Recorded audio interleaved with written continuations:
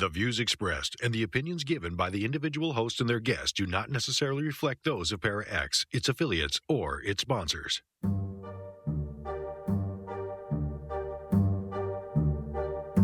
Merry meet everyone, and welcome to Stirring the Cauldron's Masterclass. I see the professor is walking up to the podium. So, take a seat, get comfortable. The class is ready to begin.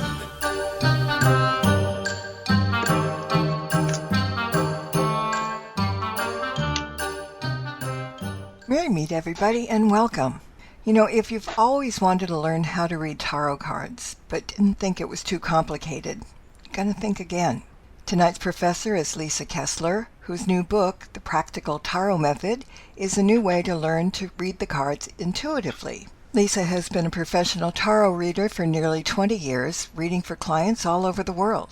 She's a passionate teacher of tarot and has taught her practical tarot courses in the United States as well as online to international audiences. And you can find free weekly readings on her YouTube channel. Now, when she's not reading tarot or writing books, she's coaching others to manifest the life of their dreams. If you're here in the virtual classroom, feel free to ask questions and comments. And if you're listening in to the live show and want to join the chat room classroom, there's still time to come over to paraxradionetwork.com. All right, Lisa, step up to the podium and welcome. Oh, thank you so much for the warm welcome and for inviting me to be here tonight. Well, you've got a good reason to be. You're going to make people that think tarot is miserably difficult a little bit easier. And before we begin, though, before I step away and let you start, I want you to share the backstory about the book. When did you come up with the idea, the new method of reading, and why? That is a great question. So I actually, when I was a teenager, I discovered tarot and I wanted to be so good at it. And I have always been a woo-woo type person. I've always wanted the world to be more than just what we see. But I got my first tarot deck, the Rider-Waite, that everyone tells you, you know, this is the beginner deck. And I, for the life of me, could not read those cards. I think what it was is that the artwork is full of angry-looking, cross-looking men. And here I am, this 17-year-old kid going, okay, none of these mean anything to me. So I thought I was broken and I'm not smart enough to read tarot. So I just liked the art and I started collecting decks. And it probably was another 10 years before I found a deck. It actually happened to be the Mystic Dreamer for me. But for whatever reason, I started to notice as I was going through the artwork, the cycles of tarot, and it became easier for me to remember what the elements are of the minor arcana. And I started to see this pattern and realized, you know, if this is a tool to reach your intuition, you shouldn't have to memorize a book. And so I started really looking at all these decks I had collected and started comparing. I would take all the cards out of all the decks and start comparing to see these cycles. And sure enough, they were in almost every deck. Pretty soon I could read from any deck. And I do know all of the traditional meanings of the cards because the more you use them, it does start to stick with you. But if you can find a deck that the illustrations really ping your intuition and make you recognize how you feel as soon as you flip that card, that is your message. It's not necessarily what the book says. At first, I struggled, but after a while, when I could read with many decks, I started reading for other people and realized that using this tool actually makes it possible to tap into your intuition, to develop your psychic gifts, and really be able to give people a personal message that their guides and angels really want them to have. And in doing that, I also discovered that the cards talk to each other and they actually tell a story and one can modify the other. And So I started teaching practical tarot, and I call it that because I believe that tarot is a practical tool. You can use it in everything. I use it when I'm writing fiction books every time. So in the book and in the course, we talk about practical ways for meanings of the cards. In the book, I added manifesting tips for each card. So if you're working on manifesting a big dream, you can, you're co-creating, so you can't decide you'll have it today, sadly, but you can have the intention of what small step can I take toward my dream today, and pull a card. And in the book, if you don't immediately come up with an idea from that card, I have tips in there for that as well. And I do encourage in the book for people to journal about what the card means to them. Because really it's your personal connection to the cards. That's why that card was pulled. So if your personal connection with the card isn't exactly what that traditional meaning is, it doesn't mean you're wrong. It means when you read those cards with that deck, that's the meaning of that card. And that way, when you pull it, your guides and angels, you're pulling it for that message, not the traditional one in the book. So when I put together the Practical Tarot Method as a book, it was basically taking the parts of my class and writing it in a way that we could have a conversation about tarot instead of a textbook.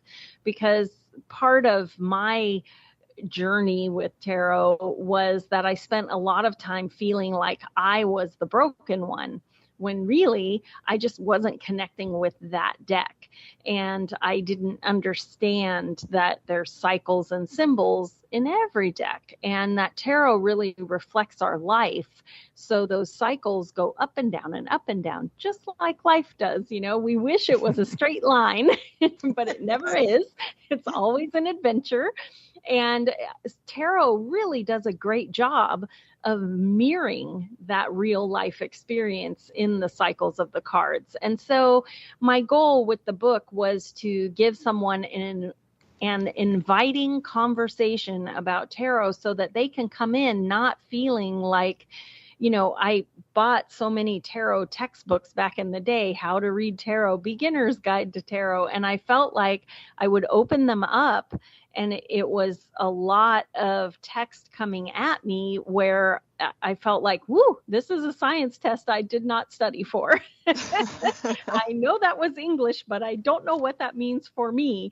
So I tried really hard in the book to make it a conversation. And I thought that the publisher did such a good job of pulling out images from the cards themselves from the deck to make the book more inviting. I told the designer that I really wanted it to be something where you want to turn the page. You want to see what the next exercise is. I put a lot of exercises in there because I think if you actually use your cards, you build that connection. And so there's fun exercises. I remember the publisher emailed me at one point and said, "Oh my gosh, we are all writing haikus with tarot cards." I said, "Yay!" Because that was their favorite assignment in the book was pull 3 cards and write a haiku. But you can use your tarot cards for things like that. If you are artistic or a creator, there is no reason not to use that deck. It gets your ego out of the way and allows that creative intuition to take over. And I find for my fiction writing, it is the number one tool in my writer toolkit is my tarot deck. You've got so many wonderful illustrations in there. I'm just looking at it again. Isn't it beautiful? They did such a good job. It is, and the way they do it, too. It's not like just words and words and words. Exactly. We'll get there in a minute. But we've got a couple of questions already from the chat room. Oh, great. Yay. Or the students. Yes, thank you, students. I love it. Okay, so when you were talking about the cycle, she said, wait a minute, there is a cycle? And would you expand on the cycle thing? Yes, I would love to. So There is a cycle for the major arcana. Those are the cards with, the Fool. It starts at 0 and goes to the World. And the major arcana follows one cycle of events in your life. So the Fool, if you think about it like in fiction, people talk about the hero's journey, right? He starts with a quest, and then he finds a mentor, and then he, and really that is the major arcana. By the time you finish that cycle of events, you reach the World, which is completion and deciding what you want your world to look like next. So it leads right into what's my next dream. So that's the major arcana. And then you get to the minor arcana. Those are traditionally, it's cups, wands, swords, and pentacles. And they mirror the 4 different elements: water, fire, earth, and air. And for each of those elements, they symbolize our lives. So cups goes through a cycle from ace to 10 of emotions: water, your heart. When I was beginning, I had a really hard time remembering which element represents which thing. So I'll give you some of my cues that help me. I hope they'll help you as well. Good. But for cups, for water, I remembered that your emotions are always changing. You can be from angry to sobbing to laughing, all in the span of 2 minutes, right? And water in a river is always moving. It's always moving and changing and recirculating. So think of water like that. Your emotions move just like a river. And so anytime you pull a cups card, there's usually a lot of water pictured on the card because it's the element of water. And it represents your emotions. So that is an emotional cycle. So anytime you start with the ace in all the elements, so there's the beginning of the cycle is an ace, and it's always a brand new beginning. So it's a new cycle of love. And then it moves on from the 2, of course, in the cups, you have your true love, your true partner, your healthy partnership, your relationship. And it moves on from there. The 3 is the love of friends. It's friendship. And the 4, because remember, life doesn't go in a straight line. So the 4 is jealousy, envy. The grass is greener over there. I call the 4 of cups the eyes on your own paper. Comparison is the thief of joy. But anyway, it goes in that cycle. And so by the time you get to the 10, that's your happy ever after, your complete fulfillment of a cycle of love. And I love thinking of tarot in cycles like that, because a lot of times people get hung up on that maybe you've been married 10 years. So why am I pulling the 2 of cups? Does that mean I'm getting a new love? No, it's basically telling you, let's renew the cycle of passion. Let's renew that I am so glad you're my person, because life is cycles like that. Nobody stays at that height of love when you say I do at the altar, or however you chose to, partner up. You can't stay at that level all the time. Everyone works, you raise kids, you grow a garden, whatever. And there are times where you feel like you're drifting apart, or maybe you're going through some struggles, and then you bring it all back again and you start the cycle. I always think like anniversaries are a great time. I think it was the smartest thing to celebrate wedding anniversaries, because it's like this one time of year where you go, oh yeah, I remember why I picked you.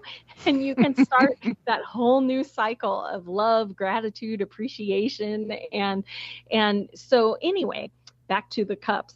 So when you're drawing, even if you are already in a relationship, the cycle of cups is just like your cycle of love with somebody you've been with 20 years. Same thing. So it can help you to figure out, where are you in the cycle? It all depends on your intention when you're drawing the card. But that cycle from ace to 10 is in every single element in a tarot deck. So it covers the 4 aspects of your life. So cups would be your emotional journey, and pentacles would be your earthly journey. So health and money. it's everything in the material world. So, if you're worried about a job, Pentacles cards are going to give you, some insight into that. And again, same cycle from the ace to the 10. And then you get to wands. Wands is fire. And I always think it reminds me that, that is taking action. That is your desire for your project to be complete. So anytime you see wands and fire, it makes you want to get up and go do it, right? So that whole cycle is all about doing it. And sometimes your project is going great, and you'll see celebrations on the wands cards where you come into a triumphant parade with the 6 of wands, but then the 5 of wands was a mess. It was chaos because everyone's doing their own thing and they're forgetting to work together for a common goal. So it really does mirror your life. And then you move on to swords, which is the element of air. And the way I remember air, it represents our thoughts. And if you think about it, we need air to live, but you can't see air and you can't touch it. And that is exactly what our thoughts are. Our thoughts seem so real in our head, but they maybe aren't, out in the material world at this point. And so the sword cycle is a tougher cycle because it's all about our mental health. It's all about what you're thinking. So, nobody likes to draw a bunch of swords cards because it's like, okay, I'll get myself together. I promise. Yes. Okay. I've been bad. Yeah. Right. Crazy. And, but it mirrors again, your real life. It starts from this great idea, and then you start to get nervous, and then you have self-doubt, and then you have insomnia and you can't sleep. And, so the sword cycle is harder because that's kind of what happens with our mental health when we put all that pressure on ourselves. And the end of the sword cycle, that 10 of swords, a lot of times people get, concerned because it usually has 10 swords in your back. But the lesson of the 10 of swords is that there is a brand new day on the horizon. Lift your head. You have so many blessings. Don't let all of those disappointments get you down. Lift your head, new day. You can start the cycle over again. And so in my particular deck, I was working with an illustrator, and she didn't know anything about tarot. So it was a wonderful journey for both of us. But I told her that I want my deck to radiate a new day. Please lift your head. It's so beautiful. And she just, oh my gosh, the colors will take your breath away on the 10 of swords.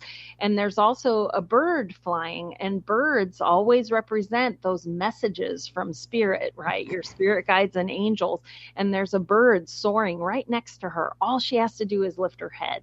And for me, I find the 10 of swords to be uplifting that way, because it's the universe. When you draw the 10 of swords, it's the universe telling you things are not all bad. Look for the blessings. They are everywhere around you. And it really does lift your vibration back up, and then you're ready to get back in the game.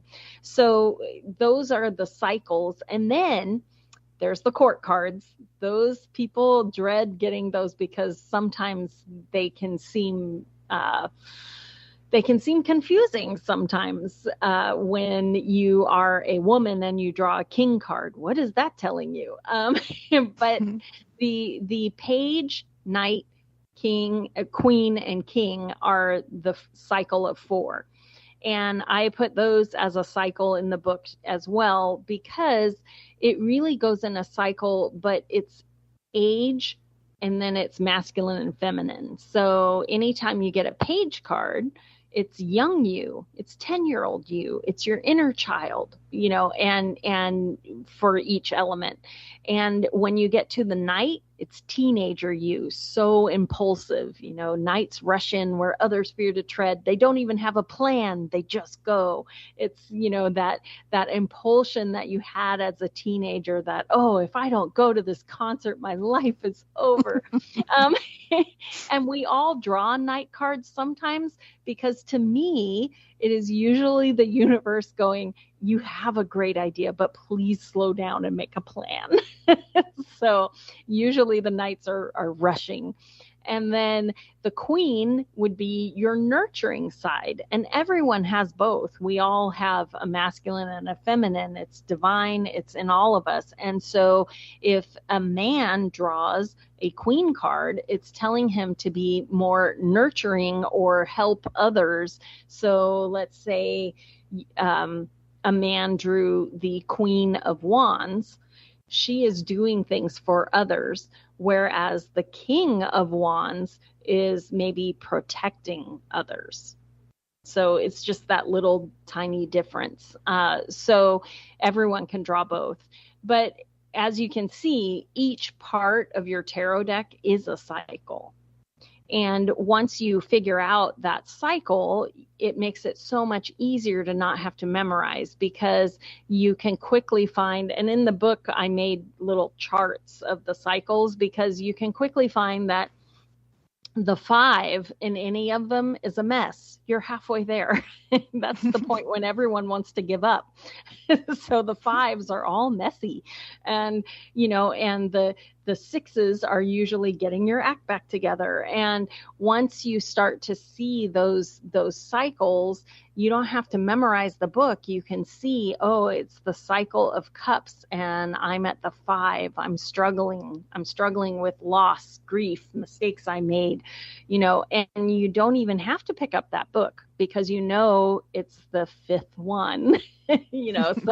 So anyway, I have lots of tips and tricks like that in the book, so that hopefully you can start using your cards instead of waiting until you have memorized the whole book. Because as a person who struggled with tarot myself, there was never going to be a time when I memorized that whole book. It wasn't going to happen. But once I started to notice cycles and symbols, it made the book make sense. So I didn't have to memorize it. It made sense then. And I think that is a more inviting way to make tarot a useful tool for you. I want to mention something about the book. It's just not for newbies. And, the old saying, you can teach new people, doggies, new tricks, right? Yes, you definitely can. Even if you are familiar with tarot, the practical tarot method has a lot of fun exercises to try to use your tarot cards in new, different ways that maybe you haven't before. And also, if you have been maybe you taught yourself to read tarot by memorizing everything, the practical tarot method will give you a feeling of cycles and also symbolism, so that maybe you can try and read the tarot cards a little bit differently. So yeah, there's something for everybody in there. Yeah, that's the good part. You don't have to have binders on and blinders on and do everything that you were taught to do. So this is exactly. You did a good deed. Thank you. We're going to take a quick break. So kick back, and we'll be back in the blink of an eye, or maybe 2. Thank you. Don't go away. There's more Stirring the Cauldron with Marla Brooks right after these important messages. Do you know where the world's most secret bases are located? Do you know what spooky action at a distance means? Is there a conspiracy by aliens to prevent us from conquering space? And where is the best place in the United States to see a real UFO? Find the answers to all these questions and more in Mac Maloney's new book, Mac Maloney's Haunted Universe. Visit places you never knew existed: the Hampton Tunnels of Tokyo, the UFO Trail in South America, Ong's Hat, and the very mysterious M Triangle. Mac Maloney Haunted Universe contains hundreds of reports on ghosts, haunted planes and ships, weird celebrity deaths, mysterious sounds, and a breakdown of every monster in America, state by state. You've heard him talk about it on the radio. Now get all of Mac's paranormal research in one large volume. Mac Maloney's Haunted Universe, with a foreword by the very famous Juan Juan. On sale now in your local bookstore or on Amazon.com. What if everything you thought you knew about time, free will, and reality was wrong? Unified Reality Theory dares to bridge science, philosophy, and religion to uncover the true nature of existence. Controversial? Yes. Mind-expanding? Absolutely. Find out what everyone will be talking about. Join the conversation now. Unified Reality Theory, now available on Amazon and Barnes & Noble. Get your copy today, because reality isn't as simple as it seems.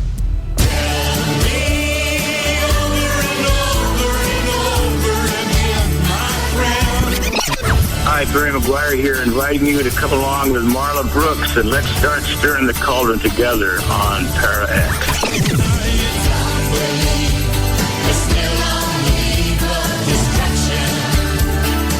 Stirring the Cauldron with Marla Brooks, Thursdays at 9 o'clock on Para X. Welcome back to Stirring the Cauldron. Once again, here's your host, Marla Brooks. And our teacher for tonight is Lisa Kessler, and we're talking about her book, The Practical Tarot Method. We were a while back talking about exercises for the book, and I'm pretty sure that you have a deck close by. So could you kind of share and do one of those exercises? Yeah, sure. There is a deck, the Practical Tarot deck, and that is the deck that I'll be using. And if you get the Practical Tarot Method book, the publisher put color photos of the entire deck at the back of the book. So if you don't have a deck handy, you can use those as well. But I pulled out a couple of different exercises for practical uses for your tarot deck. And I thought we would start with, if you are working on manifesting something amazing in 2025. A lot of people use tarot because we're taught that tarot helps us to tap into our intuition and maybe to answer an important question. But if you aren't using it for manifesting, you are really missing out, because tarot can really get to the heart of either why your manifesting isn't working, or what your next step should be, or any of those kind of questions that can really help you to move forward toward your big dream. So in the book, I have a manifesting exercise where we're just going to use 2 cards. The first card you're going to draw with the intention of what has been holding me back from this dream. So I will do that right now. All right. So the first card, the first card I pulled is the 6 of Swords. And basically, whenever you see the 6 of Swords, typically there's somebody in a boat going downstream and there are swords in front of them. There are usually oars or a rudder on the boat, but you're just sitting in it. And a lot of times when this card comes up, it's because we feel a little bit stuck by other people's expectations, or we're afraid of their judgments, or we've been through something and now we don't trust ourselves to drive the boat. So with the intention of what has been holding you back, perhaps you need to look at and maybe journal it out of, am I trying to manifest this because everyone else tells me it will be good for me? Or am I truly manifesting this from where my passion truly lies? And this happens a lot when I've had people come to me who decide to go back to grad school. And then when we start working on manifesting and things aren't really progressing, they might discover that they're going back to grad school because someone told them it would bump them up to the next pay level, or someone in their family told them you should go back and finish that degree or whatever. And so they do it because everyone is telling them that's right for them. But deep down, their heart is not in it. They signed up for grad school because everyone told them it was in their best interest. But if your heart isn't in it, you are not going to be able to manifest it. We have free will. And if your passion isn't behind this dream, it's not your dream. So that 6 of Swords is probably leading you to really decide what it is that you want and grab those oars, and you can steer that boat. You do not have to live your life by what other people think will be best for you. All right. And then the second card in this exercise is, how do I overcome this? We like puppies. She's being super ferocious. Sorry about that. No problem at all. Okay, so our next question to help us over that hurdle would be, how do I overcome this issue? And you draw a card with that intention, and we got the World. So the World is the final card in the major arcana, which is like events in our lives. And the major arcana has its own cycle. It's kind of like the hero's journey. And so the World, you are back, you have its completion, you have finished something, but now you need to decide what is next.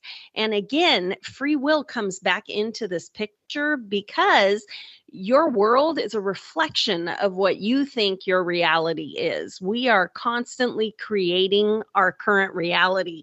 And so with the intention of, how do I overcome this issue of other people's expectations or what they think is best for me? Wow, getting the World is telling you your world can be anything you want it to be. Well, what do you want without any outside influence? What do you want your world to look like? So if I was working with someone and they pulled the World for how to overcome this issue, my advice would be, it's time to really write down what your perfect day would look like. How does it start? What do you do during the day? How do you feel? All that kind of thing, so that you can really get in touch with, what do I want my world to look like? Because once you do, you will totally overcome that Six of Swords, because you won't be influenced by anyone else. You'll have a clear picture of what your perfect day, what your perfect life is.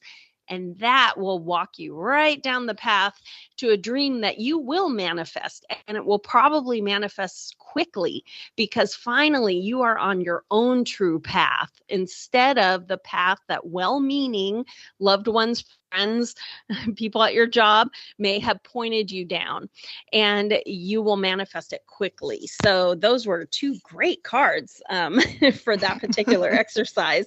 So I hope that you guys will give it a shot, because tarot cards can be used for manifesting, for creative projects. I teach a tarot for writers, and I've had writers write whole novels using their tarot cards. So there are many practical uses for it. They don't have to sit on a shelf until you have, a big dilemma and you need to pull them out. You can find practical uses for your tarot deck like every day. But manifesting, it's a great way to do it. And you can check in once a week, pull a card and say, what's my next step toward my dream? And you can pull a tarot card and go, okay, today I'm going to be brave and I'm going to make that phone call I've been avoiding, or whatever. Mm-hmm. Yeah, those things. Yes. I was just thinking that, can you pick a card for a message for the listeners for the next week? Yes, for sure. That's always fun. Yes. Okay. For our listeners here at Stirring the Cauldron. Oh, I love it.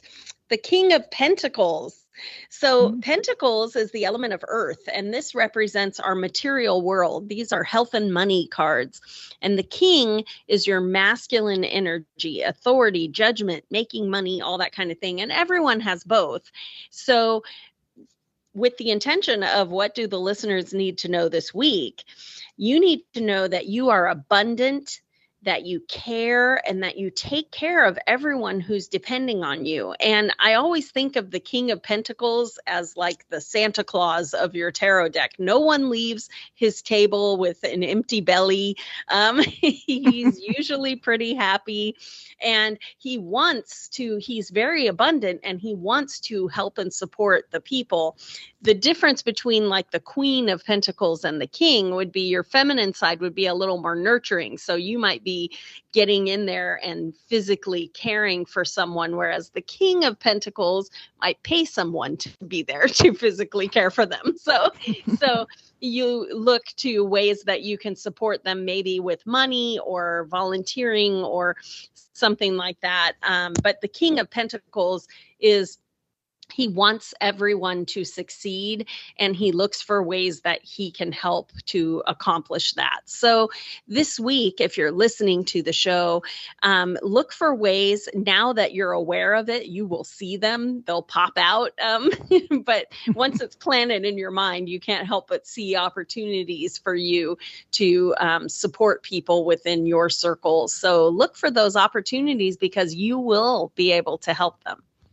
Very good. I'm glad we didn't get something that says dun dun dun, Right. The tower card. Oh no. It happens. Yeah. It does. We have to have chaos, because otherwise we can't have change. So it's all good. Exactly. Also in the book, you talk about tarot meditation. Mm-hmm. And let's talk a little bit about that. Okay, no worries. Yes, I use tarot for meditation because I am not one of those great meditators who can have a silent brain. And I know from my experience coaching for manifesting, lots of people, you are not alone if you're sitting there going, oh, meditation, because that word usually generates, like a Deepak Chopra kind of thing where you're going to, chant and empty your mind. But if you have a busy brain like me, my mind tends to push back against that. And it's going, oh my God, how much longer? Surely it's been 15 minutes by now. Oh my God, I could have done all of these things, and your brain is just constantly going. You're like, oh, this is the opposite of the peace. But I have found that if you use tarot cards to be the focus of your meditation, it can quiet all that down, and you can actually get some clarity and insight and great ideas in that quieter space. But it's not empty, which for me is a huge help. So for instance, let me pull a card here for a meditation. Oh, perfect. We got the Two of Swords, and swords is the element of air. It's our mind, it's our thoughts. And the two is the beginning of a new cycle. And usually on your card, you'll see someone blindfolded with two swords. Because when this card comes up, it's usually that we need to make a choice and we don't want to. So we think if we hide from it, we won't have to. And it never works like that. You're just delaying the inevitable. And so this is a perfect card to meditate on, because when you pull this card, you're like, okay, first I need to think about what decision do I need to make? And when that comes to you, you can turn on your music, close your eyes, and just think about that decision. And just keep focusing on that card, on your decision, on what the choices might be. And next thing you know, that 10-minute meditation music is over, and you open your eyes and you go, oh, I know what I'm going to do. What? But it works. It is almost like magic. And then when you get really good at it, and you can meditate with a different card and it's coming easy, I have trained people to do it backwards. So like you go into a meditation and you ask your spirit guides and angels to show you a card in your mind. And then you're like, oh, temperance. Okay. We're going to focus on balance. Here we go. How can I make my life more balanced? And it can go that way. So you can actually use meditation to get a tarot card in your mind. It will pop in the one that you need. So it's a great way to help with meditating, especially if you have a busy brain like me. If you have a focus for it, then you have something to be your pinpoint or your purpose, and that makes your brain shut up so that you can actually get focused and find that clarity that we're all searching for when we meditate, right? Yeah, hopefully. You just mentioned magic, and Yes. in spell casting, the catalyst of things to work is intention. You talk about doing intention while working with the decks. Yes. Actually, your intention, just like what you were saying with magic, your intention when you pull tarot cards, that is the magic. Because without it, you pull cards and you're getting answers that mean nothing because you don't know what the question was. It's just like if you were doing a spell and you threw ingredients in a bowl and you lit some incense and then you looked around going, huh, what's happening? Because you had no intention behind it.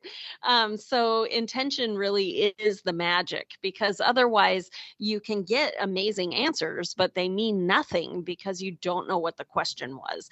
And that's also why in the Practical Tarot book, you will not find a big Celtic cross or a big complicated spread, because for me as a tarot reader and from teaching tarot for way too long. um, what happens is when you have too many cards, there are so many intentions on the board in front of you that people lose track of, wait, was this card the block, or was this card the love, or was this one money, or was this one? And as soon as you start going, hold on, and looking back in books and things, you have completely lost your connection to your intuition. Completely. Now you're back at square one, and it can get so confusing and be too much input. So the spreads that I have in the Practical Tarot method, I hope are very intuitive, and none of them have that many cards, because for me as a reader and as a teacher, if you lose your intention, you really have lost the magic, because if you can't remember, what the question was for this answer, you've lost all of the power of that spread, at least in my opinion. Okay. One of the things that people talk about lately is the new decks are coming out with major arcanas only. They're popping up all over the place. My guess is either it's easier to work for 22 cards deck, or they think people that major arcana more cards are important. Have you seen those decks, and do you think, what about that?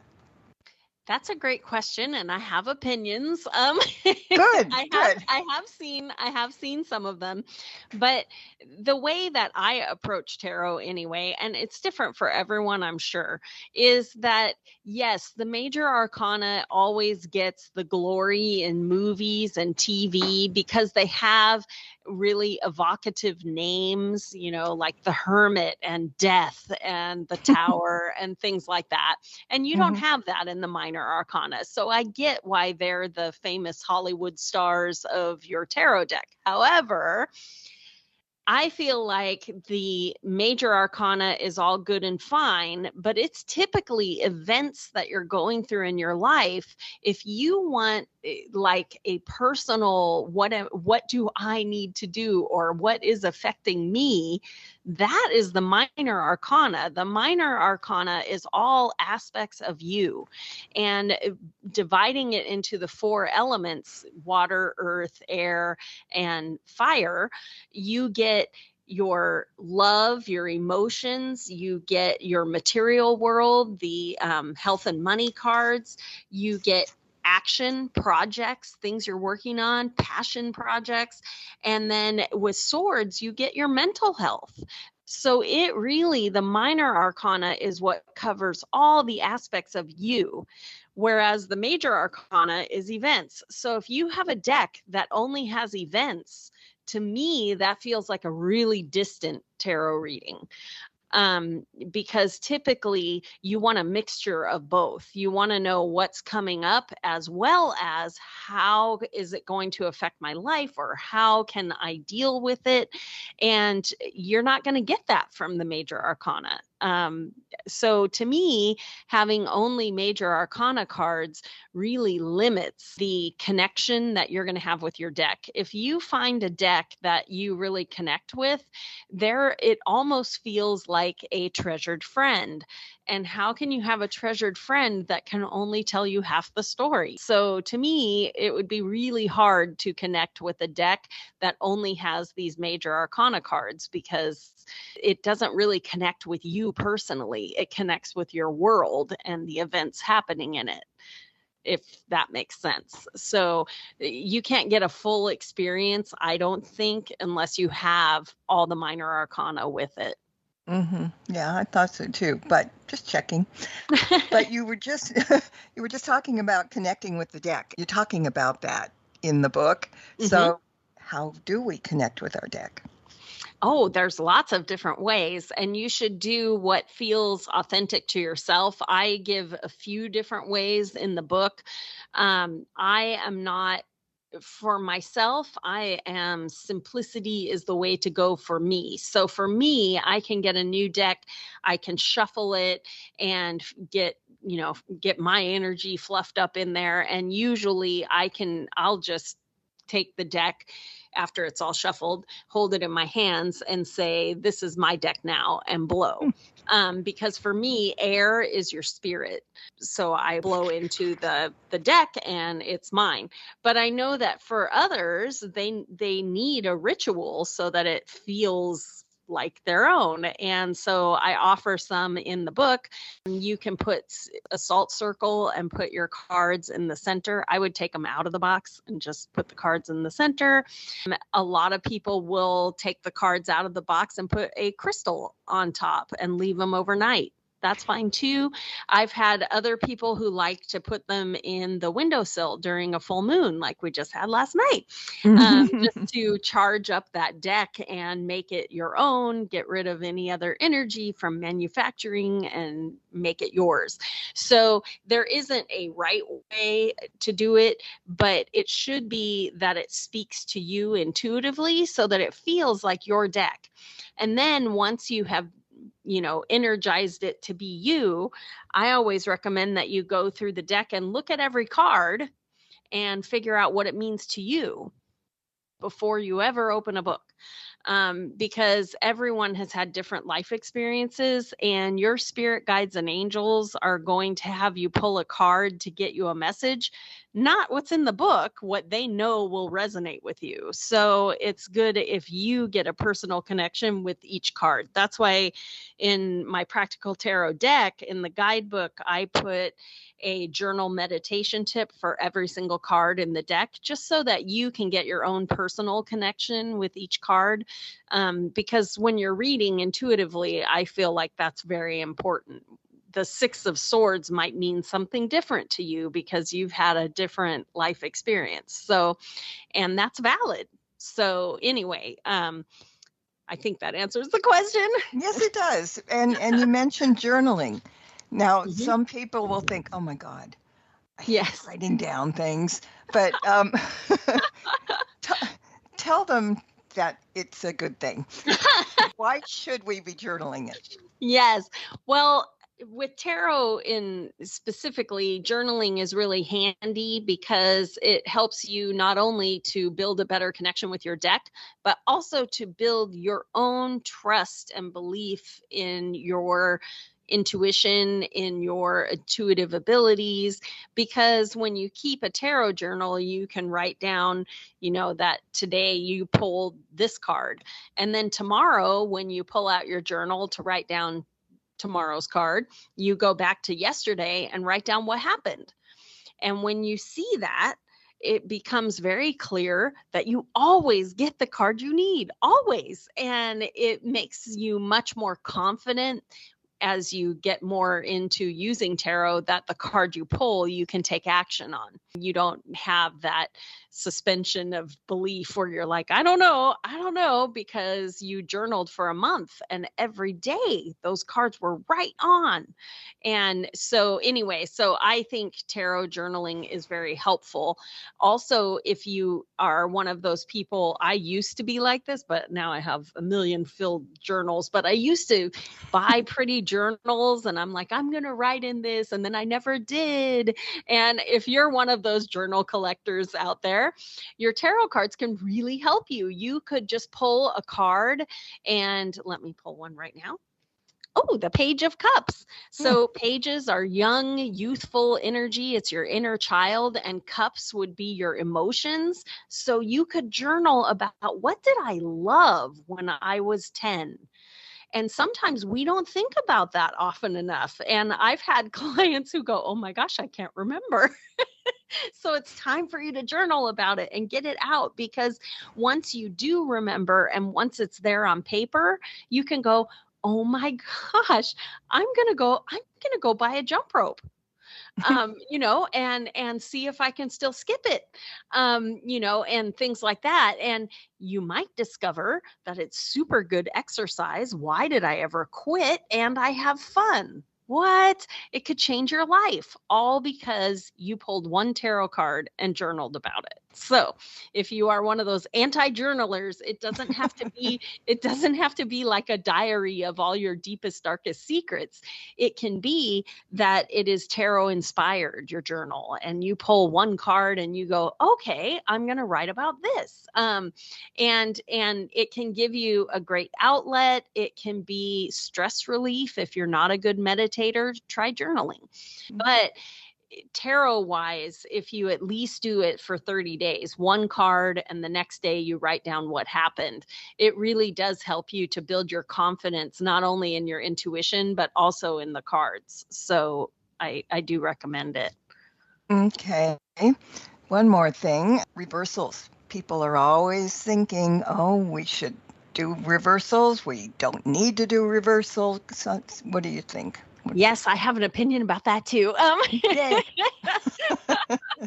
All these tarot opinions. Of course. I did put it in the book also. I am not a read reversals person. I feel like out of the 78 card deck, you have all the cards you need. I do have friends who read reversals and they feel like it gives them more options. It gives them twice as many options. But I feel like the universe is never going to tell you what you can't have. So if someone turns over the sun card and they turn it over the wrong way and it's upside down, it is not the universe telling you you don't get any good things. No good luck for you, no joy, no victory, nothing for you. I do not think that's how it works. And as a reader myself, I have had people who are too scared to turn over the cards because they're worried that they're going to turn it over upside down and it's going to mean something bad. And so I just turn it the right way. I don't think that how you shuffled and how you turned over the card makes the universe tell you, oh, no true love for you. It does not resonate with me at all. So I don't read reversals. And I did put in the book that you are welcome to read them if you like. Typically, it just means the opposite of the traditional meaning. But I feel like with 78 cards, really the tarot deck covers everything that you need. And sometimes you could be drawing with the intention of what is my obstacle? What's holding me back? And then if you get a reversal sun, is good luck holding you back? So I just feel like your intention, your question, that is whether the card's going to be good or bad. It's not, whether you turned it over the right way. So to me, I don't read reversals, but if reversals resonate with you, then more power to you. But I feel like too many people get nervous about how they turn over a card when you read reversals. So I do not. And it's clutter, I think. Yeah. So, okay. We knew that. We agree. We can be friends, Marla. Yes, we can. Yes, we can.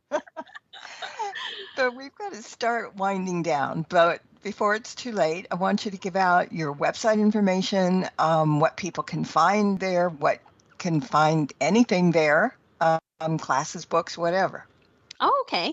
Well, my author page is authorlisakessler.com.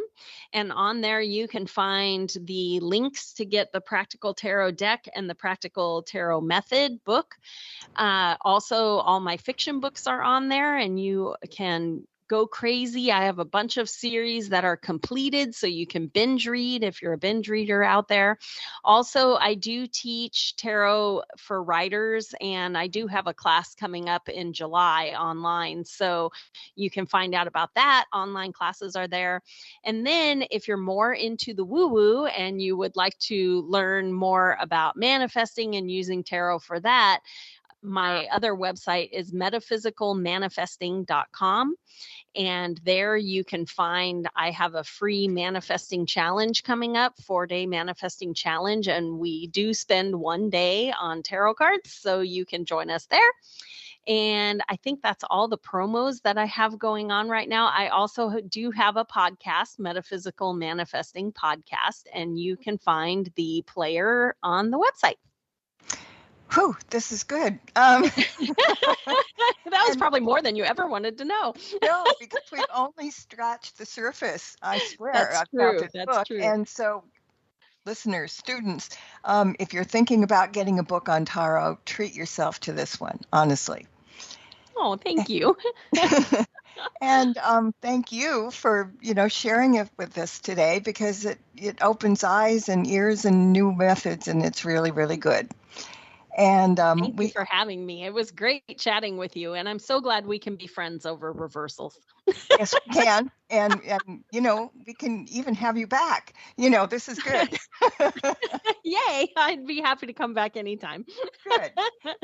And we'll thank everybody else that's listening as well. And until next time, everybody, blessed be and merry meet again. Good night.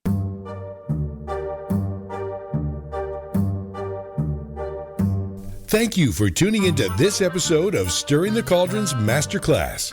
Please join us on the last Thursday of the month at the same time for another great class and more cauldron stirring.